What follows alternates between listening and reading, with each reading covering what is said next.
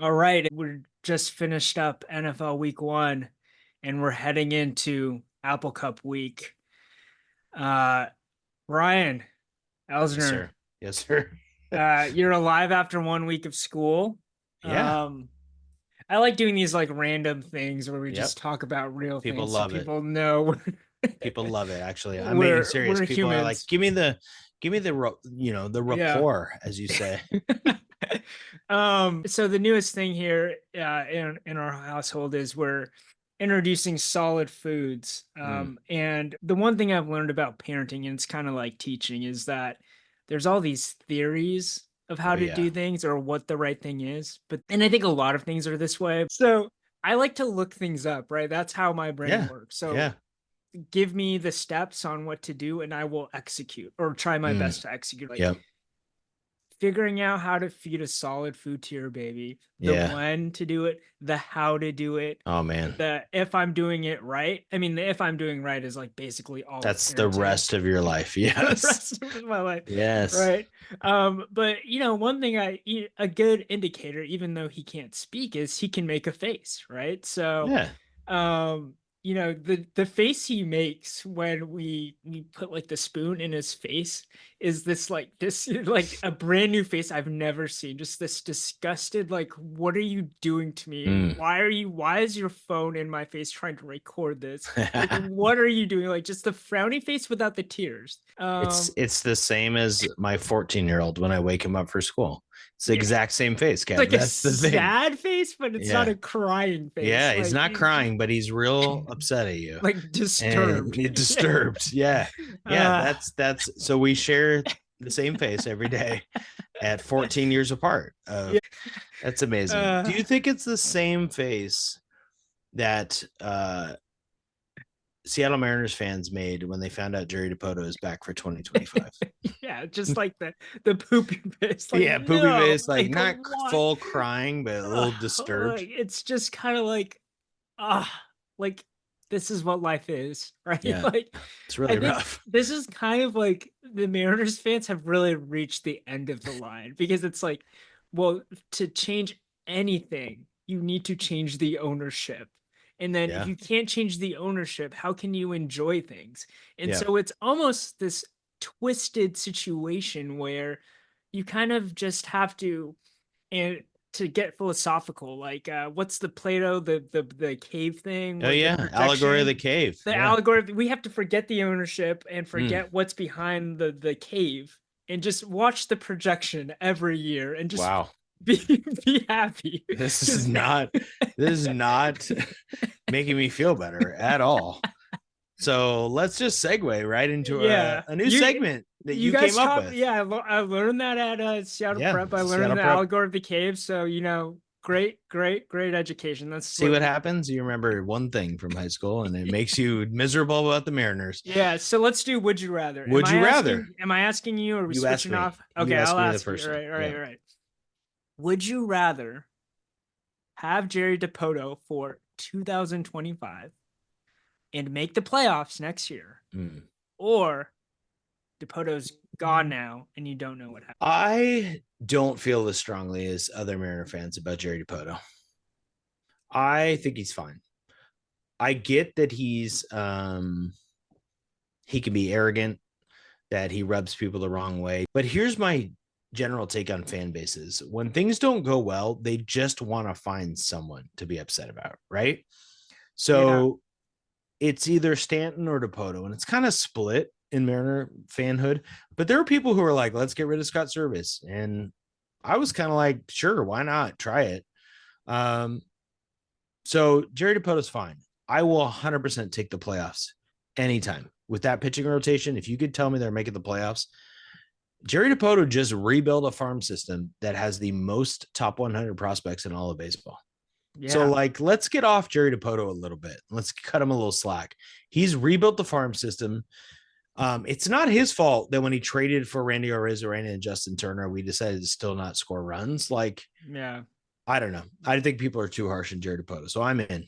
yeah. So this kind of leads into the second one, and this is what sprouted this. Wait, you give the context for the $25,000 dinner with Bill Belichick. Yeah, yeah. So Bill Belichick's son, Steve Belichick, is the Huskies defensive coordinator, and Bill Belichick has it's been no stranger being a friend of the program, friend of the Huskies football program. Not only does Not the he Seatown Sports Podcast not the program. Seatown Sports Although Bill program, Belichick is on about 8 podcasts, so we're yeah, pretty close to getting him. uh he's at the practices and stuff, but he's also like wearing UW gear to NBA playoff games, like in boxes. And Yeah. like people are like zooming in on him, and he's wearing like a UW like sweater or polo, Yep. and it's just hilarious, right? Yep. Because like in what simulation, if we're talking Yeah. about Never would projections, have like guessed this. never would Yeah. have guessed Yeah. this, that Yeah. this would be happening, and Nope. that I'd have like positive, strong feelings about Bill Belichick. Like I do now. I mean, can we just pause for a second? Yeah. Belichick and Carroll are the defense and offensive coordinators. Yeah. That's Yeah. wild. Yeah. And they're not just the name, they're related to both the Yeah.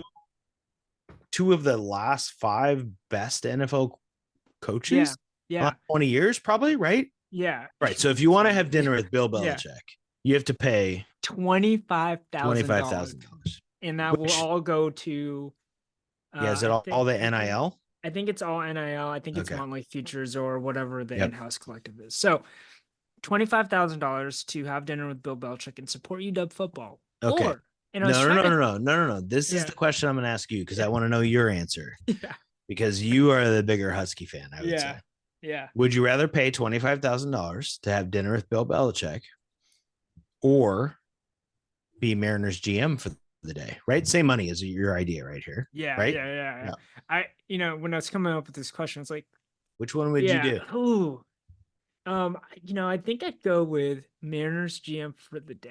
You could do a Interesting. lot of damage. Yeah, you could. So, and this is the caveat, like ownership would let me make a couple of choices that could not be overturned or Yeah. reversed the very next day. So, yes, I would be a Mariners GM for the day. I would like look up the equivalent of like the book, like you know how like the president that has all the secrets. Like you can Yeah. go and see like how Kennedy was actually assassinated, like where the aliens are. Like I would love to go in the Mariners desk and the Dipoto's desk and like read like okay like um uh the dark secrets of Seattle Mariners history. Yeah, there's so many layers here. First of all, do you really think there's a book where it just the president just has it in his desk and it says where the aliens are? Like, is that really what No, you that's a larger like a larger like metaphor or okay? I was gonna you say get because what I'm then you saying? also Yeah. think there's a book where all the Mariners' deep dark secrets are, Yeah. which is probably more likely actually that there's a Yeah. book of the Mariners' secrets. Yeah. Like, I'd want to have a full blown English conversation with Ichiro. Like, I've always thought of like how I, that would go. I like And that. Yeah. yeah, I would want to know like what my budget actually was. Like, honestly, to have that information, that would just make things so much easier. If we knew like, okay, these are the financial constraints, right? Like, Yeah. I think I would need a month. Like, I don't want a day. And I know it's probably not the right equivalent money wise, yeah, but like trades don't happen in a day often, right? Unless there's a trade deadline. So I want the ability to maneuver and to do things to shape the roster, right? so Arrogantly much. or not, like that's what You I can do want. it, I want to yeah, do it, right? yeah, So this is going to lead me to my next question for you. I'm going to give you 2 in a row. yeah, And I'll tell you my context. I really thought I would love Randy Arozarena. yeah. Like I was like, that guy is so fun. When he was on the Rays, I'm like, He's how much cool. fun is that dude? Yeah. He's not as fun as I thought he was going to be. He's not Victor Robles fun. No, he's kind of cantankerous and he often has moments of not trying hard at all. Yeah. Like there was a strike him out, throw him out the other day with Justin Turner who struck out. And I think he Yeah. thought it was ball 4, but he just didn't run all the way in. Yeah. What's more Second base. impressive is that you were actually watching the game. Oh, dude, I can't stop. But this is the question, right? Because Yeah. this is an actual scenario that people think is plausible because of that financial constraints you talked about. Yeah. They think that they might flip Randy. So they have him under contract for, I think, 2 more years. It's a pretty steep arbitration number. Yeah. So take out the money thing, which we know has to be part of it, or maybe consider it. Your choice. Would you rather keep him or trade him in the offseason? Oh God. Like, think about what the Mariners have, what they need. I think you keep him. I don't think you can trade Randy Arozarena. I think that in free agency you're not going to get anything better. Um, they signed Mitch Garver and Jorge Polanco last Yeah, offseason. man. Like, I mean, a bad Randy Arozarena, I'd rather have. If the arbitration number goes up, so be it. Yeah. Right? Like, I mean, he's definitely going to win that, right? Because Well, he, his numbers are not great. So his arbitration, yeah, like, it's not a good year for him. So his arbitration might be lower than maybe we would have thought. yeah, The challenge is, right, you got him and Haniger making a good amount of money, but you can't trade Haniger. yeah. But Fun side note for yeah. arbitration. So at Berkeley Law, I took a class from a sports agent, and we basically learned how arbitration works. And we did a mock arbitration, and he gave us like slides to kind of like from a real arbitration and how to like present the case. And it's, you know, it's awkward because it's the team that you're Yeah. on telling you that you're bad. Like, Yeah. here are all the reasons why you're bad, and here's our number, like literally what you're worth. And then your agent or whoever's representing you, sometimes lawyers representing you, are building a case for you and like pumping you up. Like, if I'm a Rosarena, I'm like, look at my playoff experience, right? If you get in the playoffs, you want me. Look what I've done. Look at this damage. Look at the rest of your roster. Like, this is literally what I'm worth. And then two numbers. There's two numbers, Yep.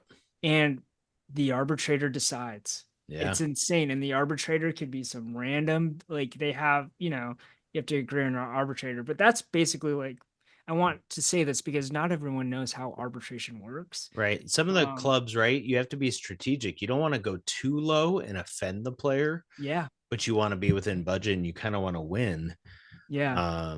Yeah, that's a crazy It's a process. weird process. I have one more I have to ask you, obviously. All right. All right.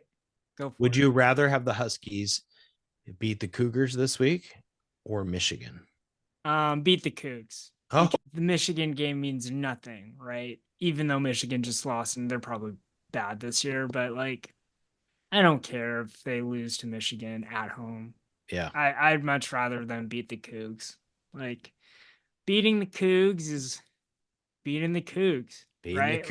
Like Cougs. it's an intangible like Husky thing. We're gonna have a guest on today. We're gonna have Jeff Nusser from Podcast vs. Everyone on, and we didn't get into this with him, but it's kind of weird. Jed Fish has no idea what this rivalry is, right? Like he knows it is, but he hasn't lived it. And I don't think Kalen DeBoer got there either. I think Chris Peterson got there. Yeah. And there were some battles with Mike Leach, but the rivalry doesn't really mean anything. And for a lot of these players too, right? Like there's a lot of transfer portal dudes. Yeah. Like, so I want them to get a taste of the rivalry, and I want them to win it, and I want them to rub it in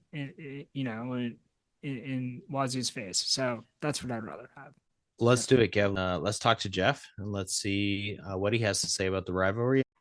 All right, Kevin and I are joined this week by Jeff Nusser. Jeff has his work featured in the past on CBS Sports, Tacoma News Tribune, Lindy's football previews, but he's probably most well known for founding Coug Center on SB Nation, I think about 15 years ago. With Craig Powers, or you founded it and Craig joined you, and then you and Craig are working together now at Podcast versus Everyone. If you spell that out one word, you can find Jeff's work where he talks everything Cougs. You probably, if you're a Husky fan, won't find a lot of things you like, right? Probably not. Probably not. All right. I mean, consider the tweet that's topped it, that's pinned at the top of my timeline is like, yes, I hope Washington, I mean, paraphrase, loses at everything forever. So yeah. We like to know what we're getting into. It's perfect. It's perfect. In fairness, Kevin and I are neither of us are actual Huskies. We just grew up in Seattle. So but we we grew up as Husky fans, and it is wildly Apple Cup week, Jeff. Yeah. What is happening? It's September 8th. It's September 8th, and we're talking about the Apple Cup. This is insane. Yeah.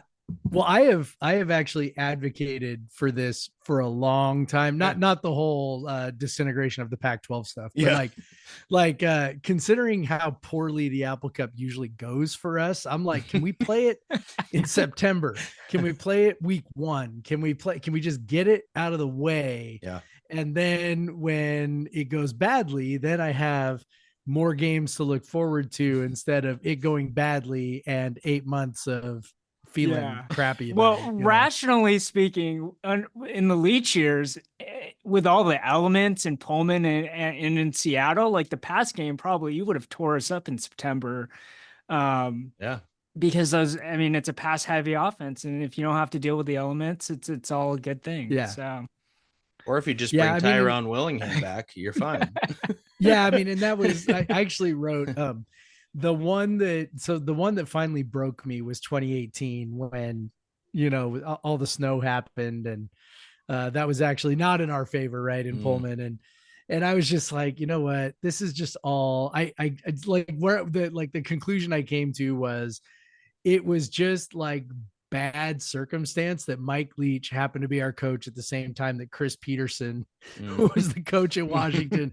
And it just was like, it was like kryptonite. Like, the way that Chris Peterson would set up his personnel was sort of like perfectly designed. It's not like we didn't have success against talented teams. Like we beat Oregon a whole bunch in there. Like, but just Washington, the way that Chris Peterson built his teams was just sort of like I said, like kryptonite for the air raid. And very man.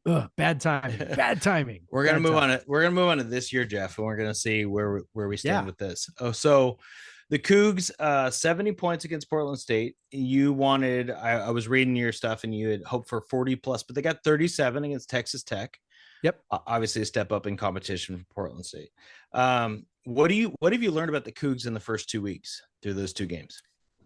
Yeah, I think they're pretty good. I think Texas Tech is probably a little worse than what we thought heading into the season. But still, winning by, basically 3 touchdowns, is great. Portland State is very bad. But again, scoring 70, winning by 40, is also great. So I think we've learned that the Cougs are still of that sort of Power 4 standard, that Power 4 quality. And I think that was sort of the thing that we were afraid of, was that we were just going to kind of fall off a cliff, that there would be sort of mass defections, players would go, the talent would just disappear. And then all of a sudden, you're kind of left trying to, pick up the pieces and make the case that you belong with a roster that doesn't belong. Right. And so I think what we learned in these first couple of weeks is that, the roster still belongs. There's still plenty of talent. They're well coached. I think that is still very clear. I think Jake Dickert's a really good coach. I think Ben Arbuckle's a really good offensive coordinator. So I think we've sort of like learned all of that. And I think, we've learned that, they're going to be, I think they're going to be a problem for just about everybody left on their schedule. I think this game is really interesting. We'll talk, I'm sure, more about it, but it's really interesting because I think, Washington is pretty unsure of themselves right now with kind of what they're doing. But I think the Cougars are actually pretty confident in themselves and what they're doing. And I think there's a lot of, you can just sort of see the belief. You can see the belief. And I think that maybe is another thing that we've learned. And of course, John Mateer, we learned he can run the ball. He can really run. So, yeah.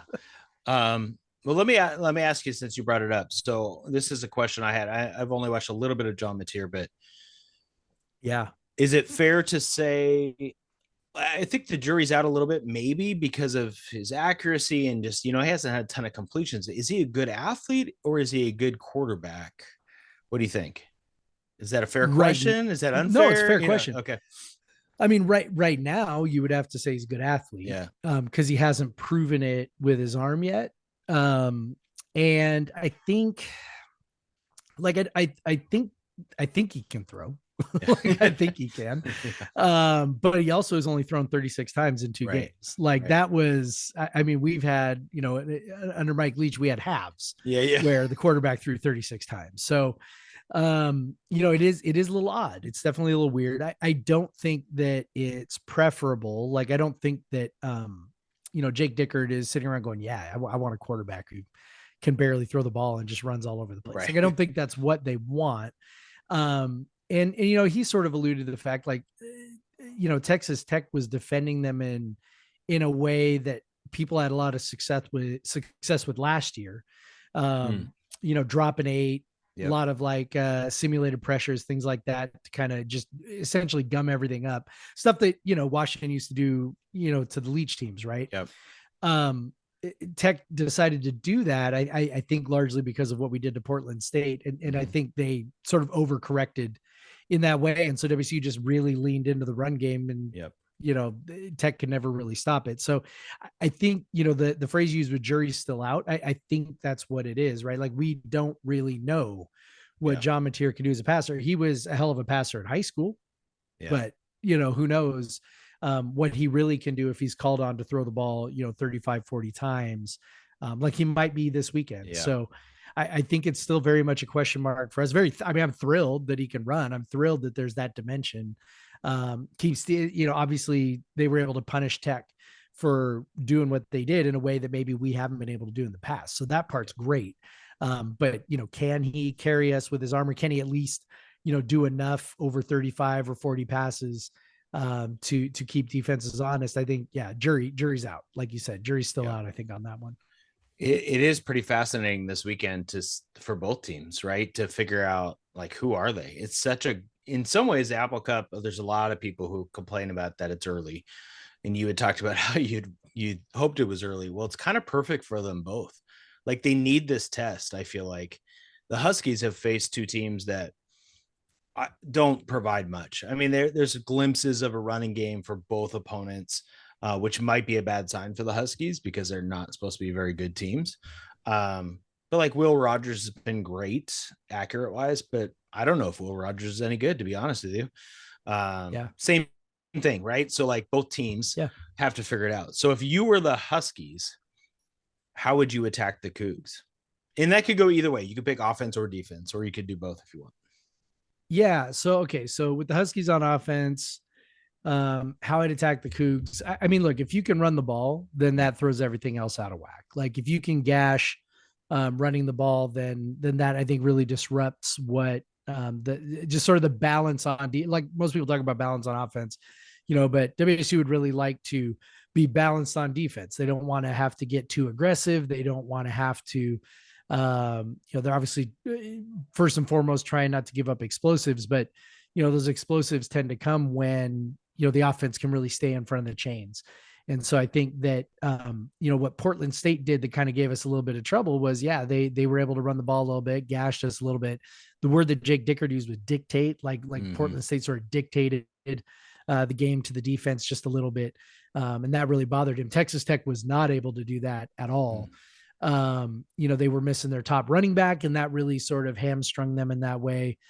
They were just not able to really move the ball on the ground. And then their quarterback, I think, I just think, honestly, he's not very good. And so, you put the game on his arm, and, he wasn't able to succeed. Now, is Will Rogers able to do that if Washington's not able to? Again, like, who knows, right? Like, we don't know, totally. Right? Just like we don't know about Mateer. So that's what I would do there. And then defensively, I mean, if you can stop the run, I think it's sort of keeping WSU behind the chains and putting Mateer in spots where he's forced to prove that he can throw it. Now, maybe he can, right? Like, maybe he can, but I think, he is still very young. He's still very inexperienced. I think that, he was feeling very confident coming out of Portland State, and then his first throw on Saturday is an interception where he's kind of got a guy running wide open down the seam. If he throws it a little bit short, then the guy just kind of sits in that little hole and catches it, but he's feeling great. He's like, I threw for 1 billion yards last weekend on 6 touchdowns 15 on attempts 10, or whatever. Right? Yeah. And it's like, so he floats it in there like he's going to walk this guy into the end zone, never sees the safety, and of course this interception. So, and then I think for the rest of the game, I think that really kind of spooked him as far as like pushing the ball down the field.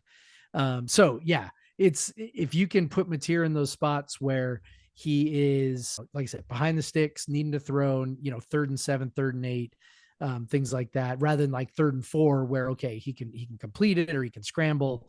I think Washington would much rather have that kind of a situation be like that.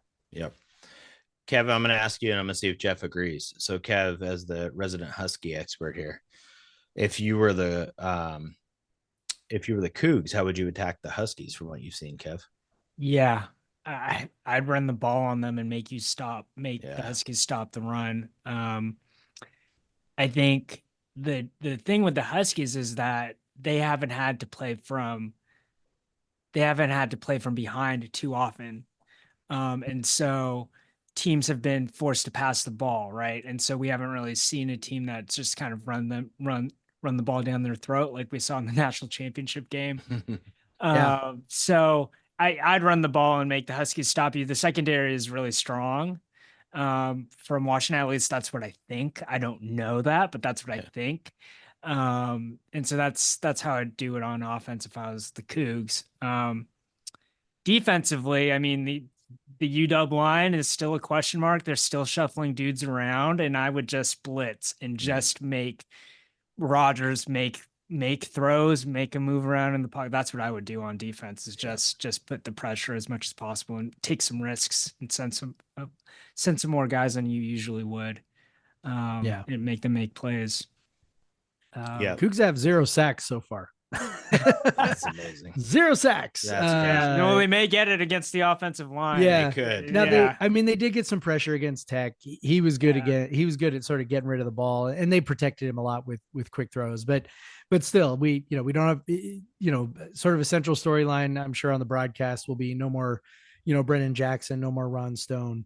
Pressuring is tough, and so like you said, it really, honestly, for the Cougs, it might take those blitzes to get some pressure in there, because the D line, they played well against the run against Texas Tech, but pass rush is still looking pretty suspect for sure. Yeah, I think it'll be really interesting to see. I mean, Jonah Coleman has been really pretty outstanding in the first 2 games and really limited carries. Like, he had 100 yards on 11 carries. Now, granted, it's Eastern Michigan. So that'll be an interesting matchup to see if the Huskies can establish that. But the Cougs have had, I don't know if it's a surprise at running back, but maybe a little bit better than expected, right? Wayshawn Parker. Yeah. Should the Huskies be more worried about him or Kyle Williams, do you think? Well, if the way that you have described Washington's rush defense, they should be more worried about Wayshawn Parker. Yeah. Yeah. And sure. he is every bit the real deal. It's wild. Like, he was an early enrollee. In the spring game, it was like, whoa, like that dude is just different. And then I don't know what they fed him or what kind of strength regimen they had him on between, April and now. But like, I swear he added 3 inches to his legs, and he is just like, I mean, he's 6 foot, 200 pounds. He's nobody would, I think, call him a power back, but he's certainly strong enough. He can run through arm tackles. He's got breakaway speed. And his balance, his agility is so good. Like, he's a really, really special guy. And I think the combo of him and Mateer, and then, they got a couple other guys behind him with, Pulalasi and Schlembaker. Both those guys bring a little something to the table too. Schlembaker's kind of more of like a north-south guy. But they used him really effectively against Tech as sort of a lead blocker on the Mateer designed runs. So like QB power stuff. So yeah, I mean, they've got, I think I'm pretty confident saying this is the best rushing attack we've had in a few years. Okay. And Wayshawn Parker, there was somebody in our game thread was saying he compares favorably to James Williams, if you guys remember him, from when he was at WSU. So similar, I think, kind of style there. So yeah, rushing attack looks very legit. Kyle Williams is great. He's very, very, very good. Yeah. And if Mateer is making the throws, then yeah, I mean, Williams can pop you deep for sure. Well, I mean, he can pop you anywhere, but he can take the lid off a bit on the defense. But I think that first and foremost, if I'm watching, I'm more concerned with, stopping the run. And then, if you put him in a spot where Williams has to kind of get downfield and Mateer's got to find him, I think that's a much tougher ask. Yep. Okay, so Wayshawn Parker, a little bit of a surprise, but you said, spring game kind of popped. Are there any other Cougs that have surprised you this year that, as a fan, whether Husky fans or just somebody watching the Apple Cup, they should watch out for? Yeah, I think the corners, the corners have been real good. We did not know what we were going to have there. We lost a whole ton. Two guys to the NFL. Shaw Smith Wade went to the Panthers. Jaden Hicks, our safety, he went to the Kansas City Chiefs, and then lost a couple other guys as well. So basically, they were replacing the whole starting back end. And one of the guys that was supposed to be starting back there ends up getting a broken jaw in camp. Jake Ticker won't talk about it, so I think we all could probably guess what happened there. Anyway, off the field. Yep. But the two guys that have been left, Stephen Hall was projected to be one of the starters. Ethan O'Connor was a guy, came in a year ago, thought to have a ton of talent, really couldn't break through. Both of those guys have played exceptionally well. O'Connor was really, really good against Texas Tech. He popped on film, I say film. Yes, I was watching on TV. I was watching on TV with a beer, but I'll call it film. You call it film. It sounds good. He popped on the screen. Yeah, for sure. Yeah. So I would say those two guys really have been pleasant surprises. They have been difference makers already defensively. So yeah, those would be the two guys I would think that kind of stick out to me on that front. Nice. Cougars D has, statistically given up a fair amount of yards so far this year, if you look at kind of the national ranks. But it's hard to tell based on opponent, and that Portland State game is so wonky because they were up by 40. Do you think this game's going to be a shootout? Do you think it's going to be low scoring? What would you guess? Yeah, I'm thinking lower scoring. Yeah. I think these are two offenses that haven't really been super tested yet. Mm-hmm. And I think that essentially, what both offenses are going to face the best defense they've faced so far. Yeah. And so I think that they're both still sort of figuring some stuff out, right? Like, that week one against Portland, like you said, wonky is a great word. Like, it just was so bizarre. Like, what's funny is Weber State played Portland State this past week. And Weber State was the Washington's opponent, and Weber State beat Portland State. I think it was like 20 points. I don't have the score in front of me, but it was a weird coincidence that happened. Yeah. Did Munoz have a better game than he did against I did not Huskies? look. Yeah, he was atrocious. 98 yards on 6 passes. Bad. Okay. Yeah. So it was all just so weird. Like, I think when Mateer left the game, the Cougars were averaging 16 yards per play. Silly. Yeah. And they finished with 12.5, which is far and away the most yards per play since 2000. That's as far back as College Football Reference goes, right? So it was just such a bizarre game. I don't know how much there was to learn from it, other than, hey, our athletes are still, they're functional, level, right? Yeah. And then Texas Tech, I don't think their defense is very good at all. I was disappointed we couldn't throw the ball better. I think that was really surprising and frustrating to me, and makes me really question kind of what that's going to be like going forward. I mean, if I'm Washington, I'm like, all right, I'm throwing everything to stop the running game, and I am making Mateer make those throws, because the guys aren't going to be as wide open as they were against Portland State, and he's going to have to make some throws and make some decisions. And I just don't know if he's ready for that yet. Yep. Yeah. Before we move to the top 5, Brian, I wanted to ask some kind of like broader questions that have come up as we're discussing. The first question is about Pat Chun, and I'm interested from your perspective. Is it just like, I hate Pat Chun? I can't. Is it I hate him with this like how much do I hate him? Is that is it like a kind of like I just ditched him right at the right moment, and or is it like we get this with the Kalen DeBoer thing still, or is it like I'm grateful for what he's done, if he's done anything? Okay, I want to choose my words carefully because I don't want to sound too horrible. So first, I guess I would say first and foremost, I think athletic directors, I think that I don't think athletic directors are as special as sometimes they're made out to be, just in general. Like I think that they are administrators. Good ones don't screw up. Like Brian, right? Like you're a teacher. The good ones just, let you do your thing. Don't screw it up. Keep everybody rowing in the same direction. Pat Chun was a really good fundraiser. He did some nice things. He made a couple of really nice hires. Kyle Smith. And that was definitely the strength of his. Yeah, that was definitely the strength of his tenure. He made the call on Jake. He's like no bones about it. He screwed up hiring Nick Rolovich. But he did make the call to hang on to Dickert and elevate Dickert in that spot, and that looks great.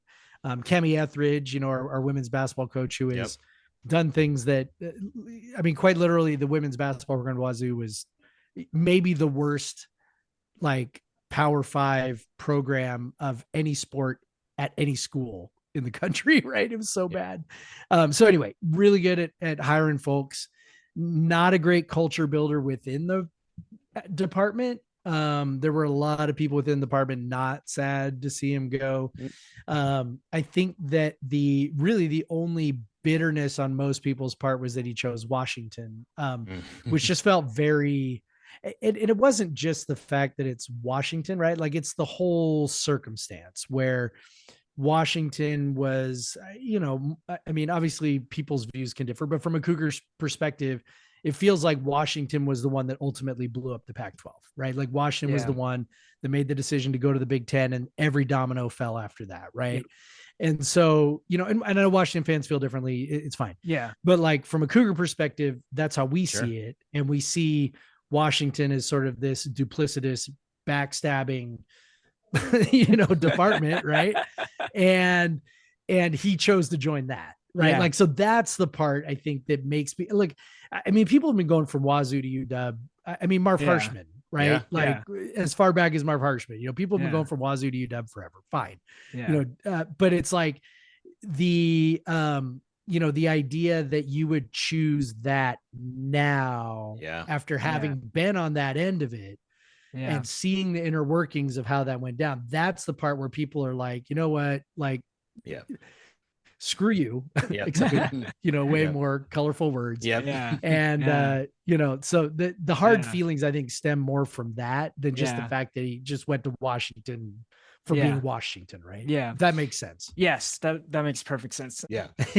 All right, our top 5 is just Kevin and I trying to stump each other basically on stupid trivia, but it's related to something. Sometimes it's more stupid than others. So around the 4th of July, Kevin and I did one, and I tried to stump him on like world eating contests, but usually we'll do like, top 5. I think you're a Mariners fan, you follow the Mariners, top 5 single season ERAs of all time, stuff like that. So we thought we'd give you a Cougs one.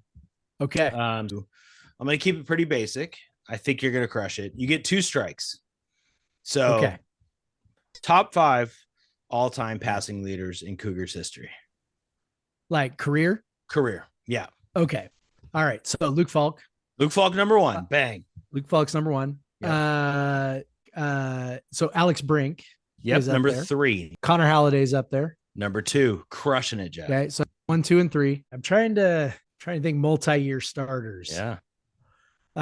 Jeff Toole is probably up there. Jeff Toole's number 9. That's number your first 9. strike. Okay. Yeah, and that's surprising. Okay. All right. First strike. Yeah. Okay. That surprised me a little bit. So it's got to be like pre-air raid. I don't think Drew Bledsoe's up there, but I'll say Drew Bledsoe. I think he was number 8. What if I told you number 4 was formerly an Eastside Catholic head coach? Would that do anything for you? He's also done some broadcasting, I think. I'm pretty sure. He might be the most, I don't know. He's probably not the most famous Cougar quarterback, but he's pretty big time. 99 to 2002. Oh, Jason Gesser. I'm an idiot. There we go. Yeah. Good. I think he that's was the terrible. Catholic coach for 2 years, maybe. Yeah. And then number 5 is probably the best old time Cougs quarterback, 70s.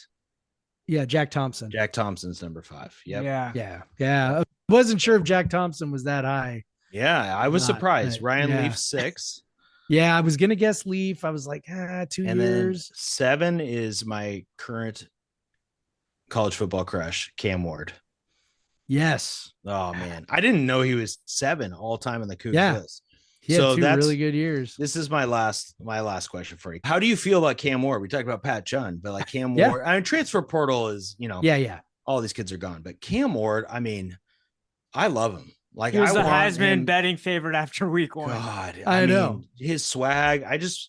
Can he be Geno's replacement for the Seahawks, please? Maybe. Yeah, I love him. No, I do not, in general, do not have any hard feelings with players who move on. Like that's not, I just kind of go, yeah, man, you go get it. Like you go get it. You've got a limited amount of time to do this stuff. I mean, obviously Cam Ward probably going to have a nice NFL career, but if a guy moves along because of money, like I get it. Like our collective, I mean, they're working hard. They're doing what they can. I mean, we're drinking all the beer, right? The old Crimson legendary lager. We're drinking as much of that as we possibly can. But there's only so much, right? There's only so much we can do.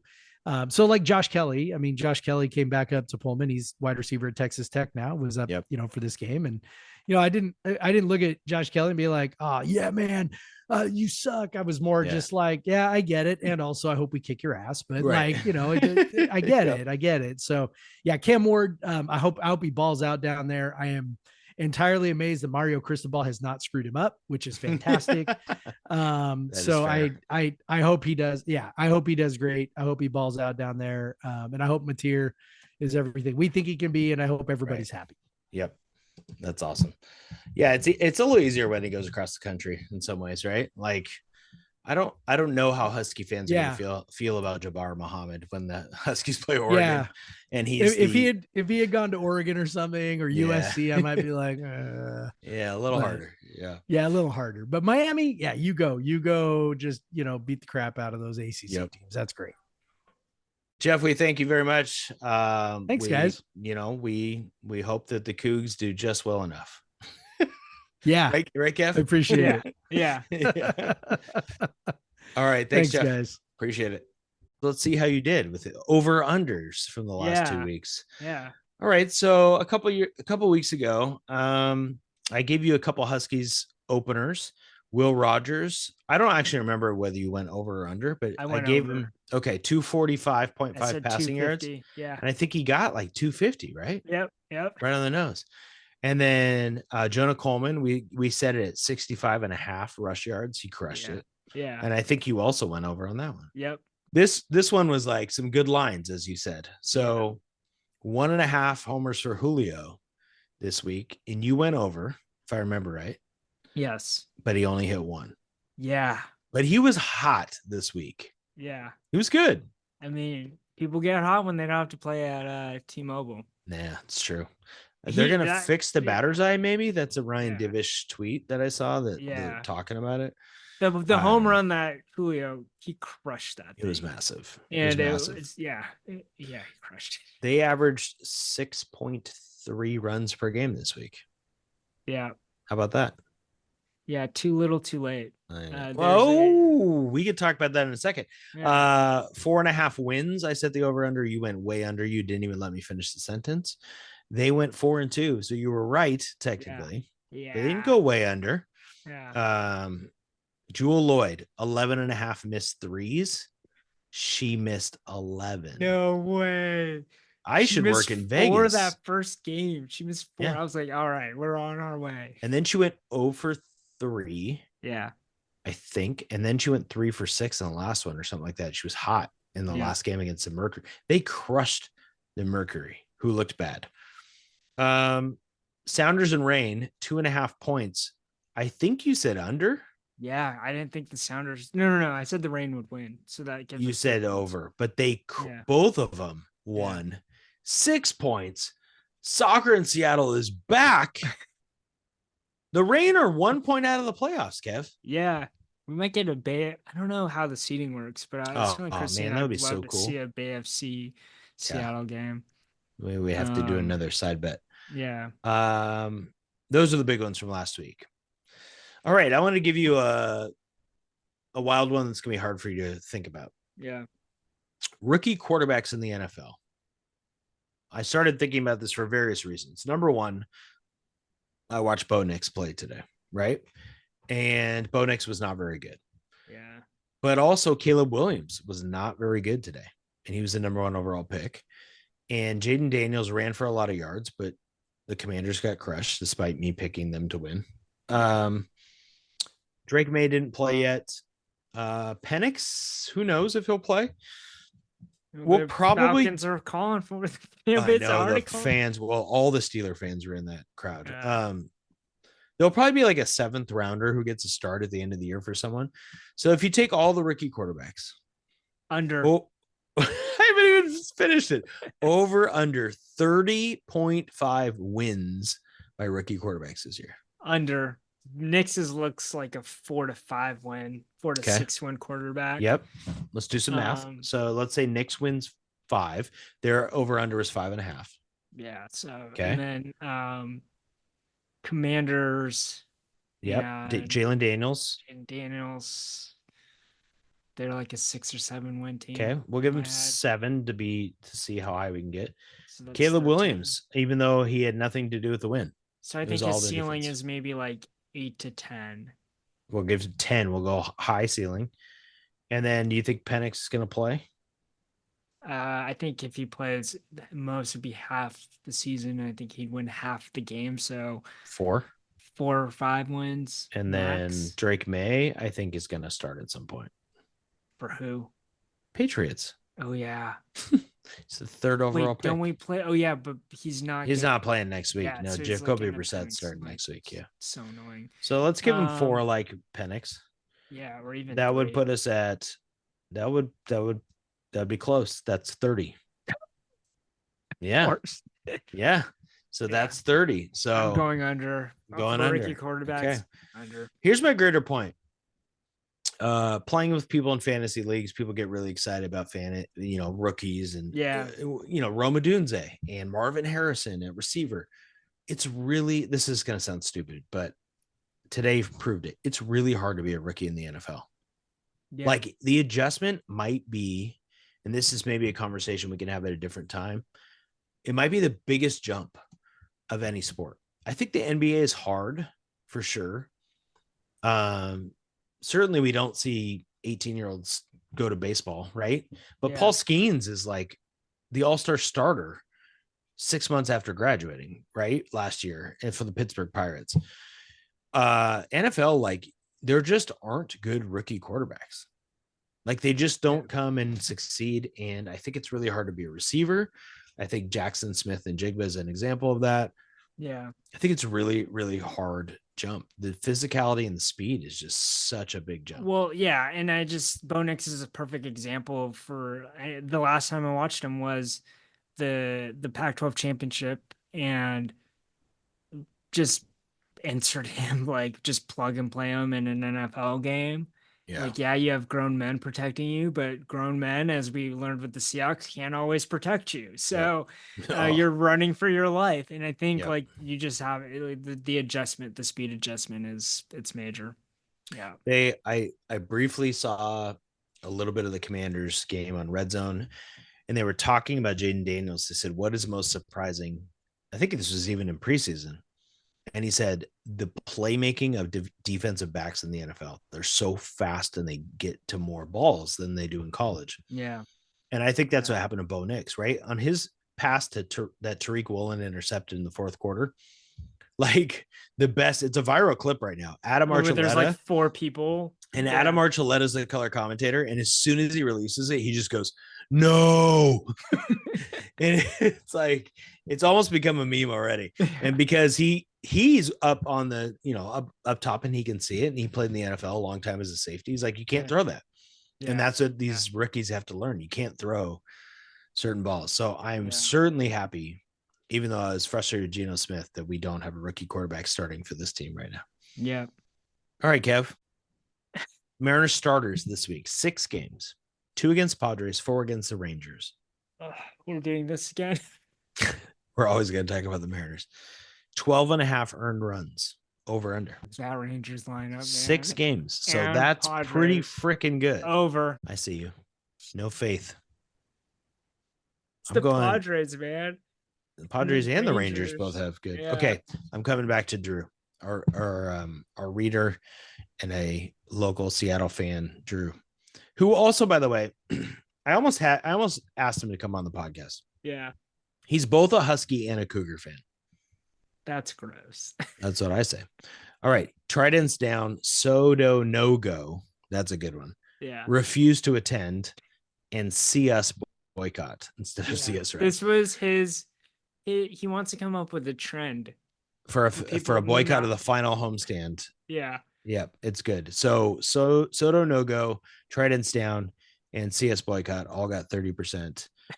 There were only 10 total votes. So I was one of those votes. Yeah, I was one of them too. So we got to get that more viral. All right. Seahawks safeties against themselves. Yeah. Like not the good kind of safeties and not the safeties who play a position. Like when you get tackled in the end zone. They had 2 today, which made everybody Google what's the NFL record for safeties in a game? Yeah. It's 3. Los Angeles Rams in 1984. So over under Seahawks safeties that the Patriots will get against them set at 1/2. Yeah. So I think Scott Huff will lose his job if this happens again. Like a bad offensive line is a bad offensive line, but like don't let it happen again where you're holding a guy in the end zone. Oh my God, that was so bad. That was the parade of horribles in that first half, man. So you're setting it under. I'm saying they won't. That's a safe bet. They're probably not going to get a safety against them. Yeah. Let's hope not, because the offensive line, which we'll talk about in a second, was not great. All right, we got to give a little shout out, little love, see how it's going. Seattle Storm. They play 3 games this week. Who they got? They play the Sparks twice, and they play the Dallas Wings. So these are 3 teams not in the playoffs. Yeah. So over under 2.5 wins. Are they sweeping the week? No, I think they're under. I think they're gonna lose a game. That's how the season's been going. Yeah, that's fair. That's fair. I mean, it's hard to tell with them who they're gonna be, but a sweep would probably do well. They have 5 games left. So this is 3 of the 5. It looks like they're gonna play the Aces in the first round, which I'm not pumped about. Yeah. No, thank you, Asia Wilson. You can go somewhere else. All right, moving on. We got to talk about the Seahawks. They had their first game of the year. We got to do a little rant and rave. Yeah, just a general rave for Seattle football. I love it. Huskies win, Seahawks win. Yep. The double win. Yep. Kev, you were tooting your own horn. Undefeated. I'm not going to toot my horn because my picks weren't great, but I picked the Seahawks to win 31-10. And I want your feedback. Do you think the Seahawks were closer to losing that game or closer to my prediction? Do you get what I'm saying? Yeah. Like the first half just felt so. Oh, it was so bad. It was so gross. Yeah. And the first half was worse than the Huskies' first quarter. Yep. So yeah, I think they're closer to losing the game. Okay. I was going to go the other way because I was like, can Grubb not coach? Yeah, I know. I texted you. I said he sucks. I was like, yeah. When it was 23-13 and Reek Woolen picked off Bo Nix. Yeah. I was like, they're going to go down and score. It's going to be 30-13. It's going to be real close to my prediction. And then, I mean, honestly, Kenneth Walker not being at the end of the game and Zach Charbonnet being in really crushed the offensive spirit. So yeah, so that's go. Right. Yeah, why don't you yawn in the middle of the podcast, Kev? That's great. All right. Are you raving? I'm going to rant about your yawn. Sorry I bored you with the Seahawks win. Rave. I'm going to rave about the tackling. This is real nerdy football stuff, but like I'm going to say we like I'm on the Seahawks. The Seahawks tackled really well, and that is not something that Pete Carroll teams have done well the last couple of years. Yeah. So I heard something alarming in the preseason about like how Carroll coached, but like, and I think we talked about this, like when they taught things at training camp, they would like fix it, right? Like right away and tell them, this is what you're doing wrong. Do the drill again, right? Okay. Carroll was more like, okay, we'll clean it up. Just let them play, let them compete. We'll go back on tape, tell them what they did, and then hope that they can fix it. Yeah. Me and you are both teachers. the second way is not a good way. Like you're assuming that they know how to do it, right? Yeah. And that they'll Yeah. just go do it again, fixing things on the spot. And right. Yeah. And so this is like a point of emphasis for McDonald. Like, we're gonna tackle better. Like, Yeah, sounds he's really talked dumb, about it. but He's like, we're gonna tackle.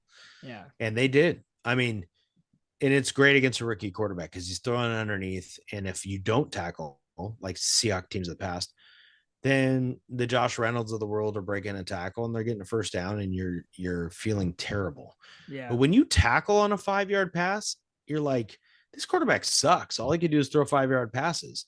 Yeah. But we've seen the Colt McCoys of the world come in here and throw 5-yard passes, and they break a tackle, and he's got 350 yards passing. So. Well, especially against these offenses, right? Like the Rams, right? Yep. Who've had their number, and the Niners, where Yeah. they're the focus of the offense is like get the ball in the hands of the playmakers and let them run loose, right? And so if you let them run loose, gotta tackle them on first try. Yep. All right, give me a rant. The offensive line. Woo-hoo. It was really bad. Like worse than the Huskies offensive line, relatively speaking. So Geno Smith had no time in the first quarter. Like no time to get anything out. Like the plays couldn't develop. And the worst part of it all was like, and we already talked about this, but like the holding in the end zone, the safety, that was the worst. And I know there's who's the guy? Is it Abe Lucas that's out? Yes. Yeah. So maybe that helps when he's back. But well, they're going to need him because George Fant got hurt and they're on their third string right tackle. They just looked bad. Like Russell Wilson, this is a bad offensive line. This is a bad offensive line. Yeah, Russ, right? Stop complaining about the past. Yeah. So that's my rant. All right. What's your rave? Because I have a rave related to this. Go ahead. Ryan Grubb, right? He figures it out. We were so down. The offense wasn't clicking, and then they just figured out how to run the ball. I think that's as simple as the adjustment. Like, here's what I noticed. The run game got a lot better in the second half. Here's what I noticed. I think he did. And Kev, I have a full-time job, so I probably shouldn't do this, but I'm really contemplating like buying access to the all 22 to review tape. Cause like, I really want to see, and this is probably me not coaching this year. Right. Yeah. So like, I need that film study, but it seemed like they started running plays towards the perimeter more, running plays. Yeah. So towards the outside. Now Walker would cut back, but they were getting tight ends in motion to be like lead blockers. And I think the guards were so bad that they were like, we got to get outside and let Walker cook. Right. And it worked. And I think that's the adjustment. People, you know, the Hugh Millans and the Brock Hewards of the world will talk about it on radio tomorrow. And I'm sure Hawk Blogger will talk about it after watching film, you know, whatever. But that's what one thing I noticed is that they certainly found a way to run the ball with Walker. And he is dynamic and amazing. Yeah. I want to rant a little bit related to the offensive line. I as much as the offensive line affected Geno was still bad in the first half. Like his interception was atrocious to start the game. Yeah. Which can be one thing, but he had happy feet. It reminded me of Russ. It was really triggering. Like he had happy feet, and I get it. That's probably a terrible place to be when you have no trust in your offensive line. He didn't seem terribly accurate. He had it's like a third down play where he had Derek Young out wide and he got rushed quick and he just threw it wide. He was a little inaccurate. He was really good in the second half, including his touchdown run. I made my kids watch the game with me. I threatened them / guilted them. So this is what I said, Kev. I said, boys, you're going to like Link, you're 14. Like you're a few years from college. You won't be living here. And I'm like, Felix, you're on your way after that. Like I could die of a heart attack next year. That's where I went too strong. I was like, you never know. Like we need something we can just do together. We're going to watch the Seahawks game together. Yeah. And they loved it. They actually enjoyed it. They bailed at the fourth quarter, which kind of sucked because it got good. But they stayed with me most of the game and they talked about the game. And Geno's run, he had a juke on a safety that my younger son was like, he absolutely mixed him. It was awesome. I didn't think Geno had it in him. So he recovered, but his first half, I'm going to rant. Yeah. Rave, real quick. I bet on JSN today. I have him on a fantasy team. I thought he would be the guy, and it was Tyler Lockett. Yeah. Tyler Lockett was awesome. He's the vet. He's the vet. Tyler Lockett. I almost died right there. Tyler Lockett. Making jokes about heart attacks. I'm awake.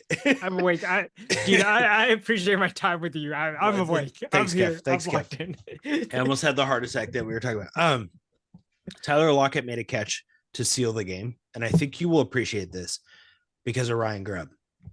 They had a 3rd and 5, 3rd and 6, just enough time where like Adam Archuleta was like, run the ball. Don't give Bo Nix more time. Give him under a minute. See if he can go win the game. We know from the Apple Cup last year that Ryan Grubb is not like, I'll just run the ball. Like, right? Like he's going to call a play that is offensive minded, that is, I'm going to go win this game. I expect to execute. Yes, I expect to execute. Yeah. They threw an out route to Tyler Lockett that he caught with one hand. That was absolutely sick. Yeah. It was awesome. And it won the game. Smith, the game was over. Yeah.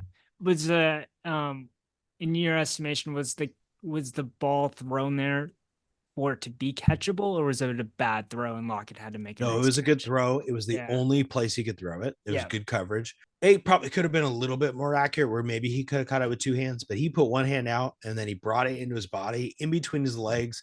Like it wasn't, it might be on SportsCenter, but it wasn't like, insane, but it was a really good catch. And for the time, because they kneeled after that, the game's over. They're up by 6. Like it's enormous play. So rave Tyler Lockett. And overall, I'm ready for the JSN breakout. And Tyler Lockett said, I may be bald like you, my friend, but I am here still. And he had a great game. He was better than Metcalf and JSN. He was awesome. Yeah. Yeah. I have 2 more quick ones. My rant is, I already said about it. Like, I just want Jackson, Smith, and Jigba to be awesome. He had a couple catches in the first half. I just want 6 for between 70 and 100 every game. And I know that's not going to happen. Well, that's a Metcalf year. Like I want him to be a dude. I want him to have a Lockett year, right? Yeah. Like Lockett's had 4,000 yard seasons. Yeah. I just want JSN to do it because I know Lockett's already banged up and I just want it. And then maybe I want it more than him, Kev. Yeah. All right. I got a rave. My final rave. Leonard Williams, who we paid a lot of money to stay in Seattle. Yeah. And everyone's like, stupid trade. You didn't make the playoffs. That's why I heard that a lot at the end of last year from the podcast I would listen to. Dude, Leonard Williams was amazing. I can't wait to see his PFF grade and any other evaluation of his game. He was unbelievable today. And this you will love. This is the best part. They interviewed him before the game, sideline reporter. Yeah. They said, what do you think about this crowd? Are you excited? He goes, when I got traded here last year and I had my first game, this is the best place to play football in America. He said, this is the best place to live. He loves it in Seattle. And as you know, like, I think probably New Yorkers love that, but there's so many people. Seattle is like a small town pretending to be a big city, I feel like sometimes. And like, we love those who love us. Yeah. That's why we love Edgar. Yeah. Edgar just never left, right? And like now he's the batting coach. Yeah. That's why we love Ichiro. He's still doing batting practice here, right? Yeah. Top five. I got the music. I got a great one for you. I'm mixing it up here. You'll still get 5. The goal is to hit. Kev, let me just pause for a second. Yeah. This is what you do every week. You're like, here's a top 5, but instead of a top 5, here's a list of 75 Seahawks quarterbacks. Name 5 of them. No, you'll enjoy this. Okay, I'm ready. So Geno Smith, was drafted in the 2nd round with pick 39 by the Jets in the 2013 NFL draft.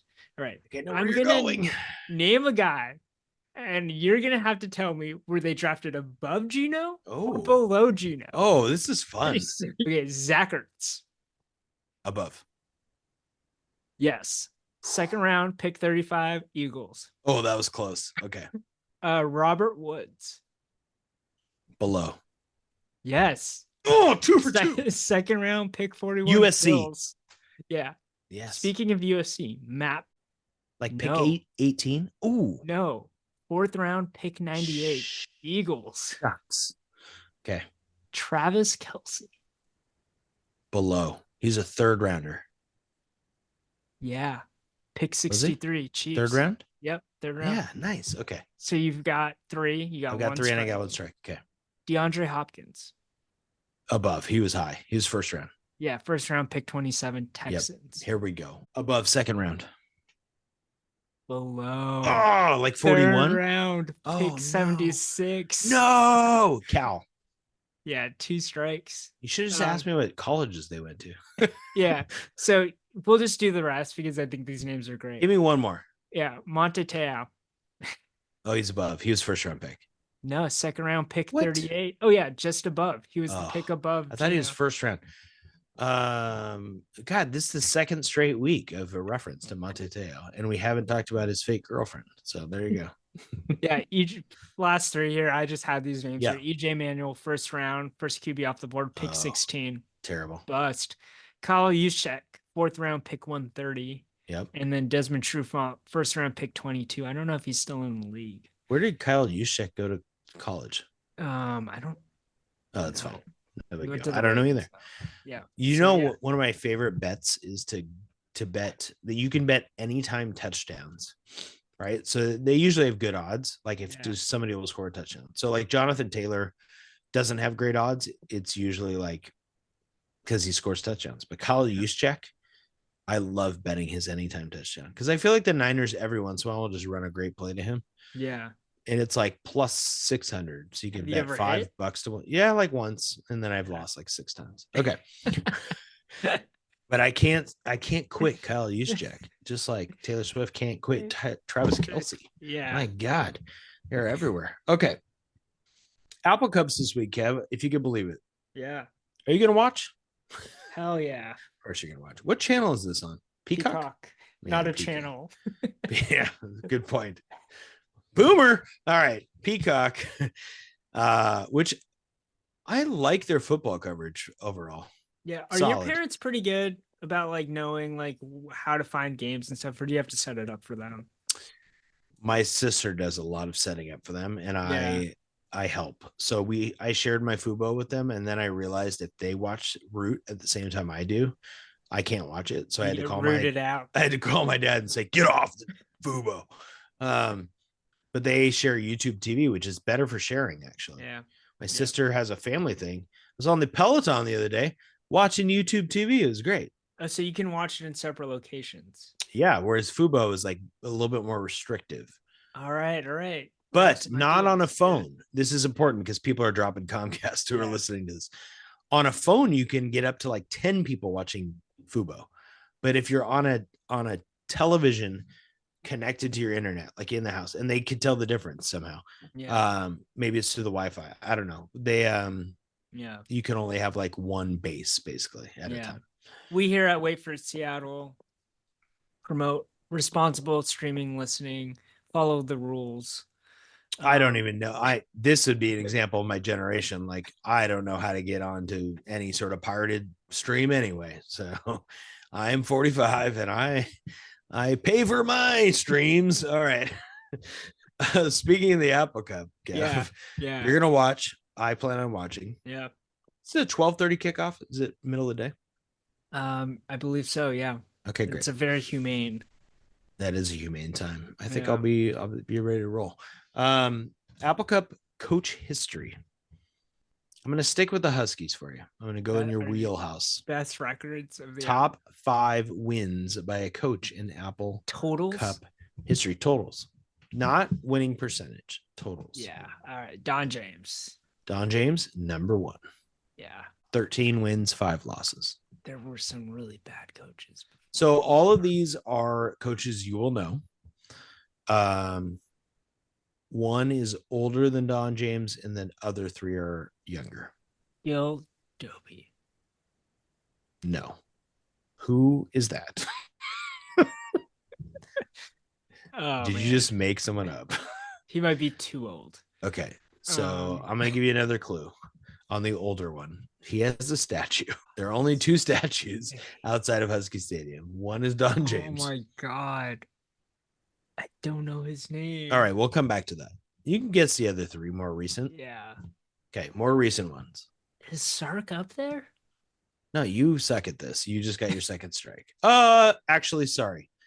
My fault. Sark is tied. So you're right. Thank you. Sark has 4 wins, 1 loss. Okay, so Chris Peterson's there then. Chris Peterson, number 3, 6-0. How about that? Yeah. I didn't remember that. Yeah. Him and Miles Gaskin. 6-0 in the Apple Cup. Him and Miles Gaskin. What a legend. All right, Yeah. so he's number 3. So you're missing number 2, who's the old timer.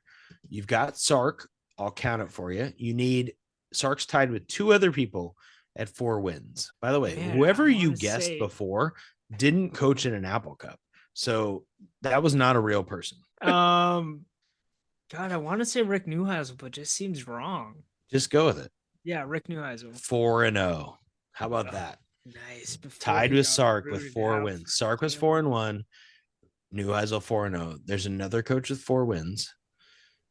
But you don't have to get him, but you do need to get the coach who's 12-6, who was before Don James. People listening who are mild Husky fans are like, oh yeah, I walked by that statue. I know who that is. Okay. Gil Dobie, real person, coached UW from 1908 to 1916. So I went a little too far back. Yeah, not on the Wikipedia page. Okay. Shit. But that's a good poll, Kev. I apologize. Yeah, I'm not gonna get this other guy. I'm sorry. Jim Owens. Oh God. Is that embarrassing for you? Yeah, it is. Yeah. It is. Jim Owens, 12-6. And the other person with 4 wins is Jim Lambright, 4-2. Yeah, see, I had the gap between I was blanking between Don James and like the Rick Neuheisel, Dennis Erickson era. Yep. Here's what's crazy. Not Dennis Erickson. He was never Husky coach, was he? No, he was a Seahawks coach. Yeah, he was Seahawks coach. By the way, on the Seahawks broadcast, they said there's been 9 coaches in Seahawks history. And just for fun, I named them out loud all and got them. It was amazing. I was very proud. Dennis Erickson. Keith Gilbertson was interim, I think. Jim Mora for a year. Mora. Yep. Jack Patera, probably somebody you don't know. Yeah. Back in the day. I wanted to make this greater point. So Tyrone Williams 1-3. Sark's 4-1. DeBoris 2-0. If you look at the history of the Huskies, right? We have 13 wins, 12-6, 4-4-4. Yeah. Do you know the Cougar coach with the most wins in Apple Cup history? It's not Mike Leach. It is not. Mike Leach was 1-7 in the Apple Cup in 8 years. Is it Mike Price? Mike Price is tied with 3 others, so 4 total with 3 wins. And Jeff kind of alluded to this earlier that like it's actually a sad game for Coug fans. And I didn't really think about it because I'm always like, I remember the times the Huskies lost to like in the snow or whatever, right? You know, Drew Bledsoe just shredding him or whatever it is. But there's been no Cougar coach with a good Apple Cup record. The best is Bill Doba from 2003 to 2007. He was 3-2. He happened to coincide with some Tyrone Willingham years. So. Yeah. But no one else has had a good run. Mike Price was 3-11. Just not. Yeah. The Cougs have struggled. So Dickert is 1-2. So it's a big game for him. He can go 2-2 and he can move himself up the list. Yeah. It's a big game for the Cougs and the Huskies. Like, we're going to find out who's real this week. Yeah. I don't want to miss this game because I feel like I'm still talking in theory about the Huskies. Yeah. It's been 2 weeks of college football. So yeah, this game will really tell us who the Huskies are, and then Northwestern after that, and then Rutgers. And it could really go in a couple different directions. I mean, I can envision them being 5-0. Yeah. And I can envision them being 3-2 maybe, right? And like, Yeah. they're okay. Well, we can read more about the Huskies this week from Kev. We plan on actually releasing 30 through 21 in our top 100 athletes this week. And then we'll preview the Seahawks and the Patriots. And if I get spicy, I might write something this week about Bryce Miller because I'm in love.